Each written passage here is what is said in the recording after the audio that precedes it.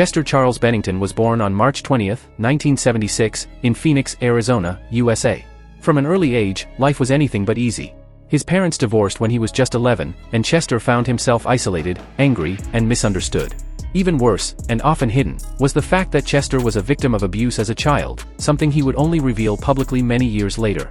These traumas shaped his early life and would later fuel the raw emotional honesty in his lyrics. To escape the pain, Chester turned to music. He was inspired by bands like Depeche Mode, Stone Temple Pilots, and Metallica. Music became both a shield and a sword, protecting him and giving him a way to fight back. In the late 1990s, Chester auditioned for a Los Angeles band called Zero, which would soon change its name to Linkin Park.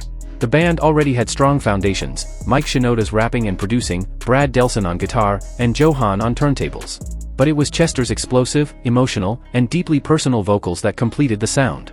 In 2000, they released their debut album, Hybrid Theory. It was an instant revolution. Songs like In the End, Crawling, and One Step Closer captured the anger, confusion, and emotional numbness of an entire generation.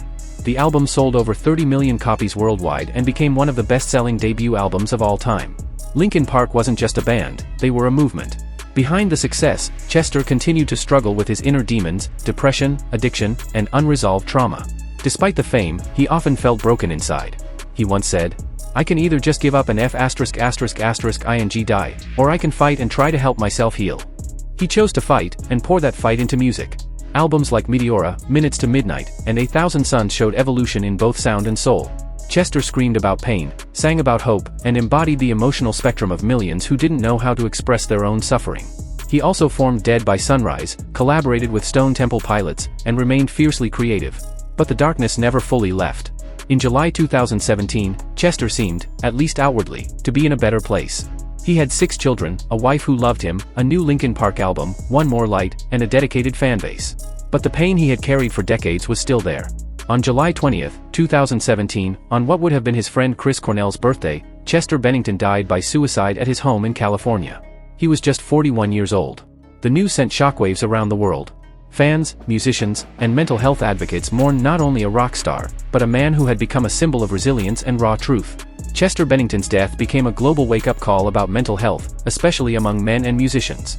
But his legacy lives on. In his voice, that roared like thunder and cried like rain. In Linkin Park's music, still streamed and sung in stadiums and bedrooms. And in the millions of fans who found hope in his pain. Chester showed the world that even the strongest voices can break, and that it's okay to not be okay. His impact wasn't just musical. It was human. To this day, Chester Bennington's voice remains one of the most recognizable in rock music. But more than that, it was a voice of honesty, anger, compassion, and healing. He didn't hide his wounds. He turned them into art. And through that art, he gave others the courage to keep going even when it felt impossible. Rest in peace, Chester. Your voice lives on.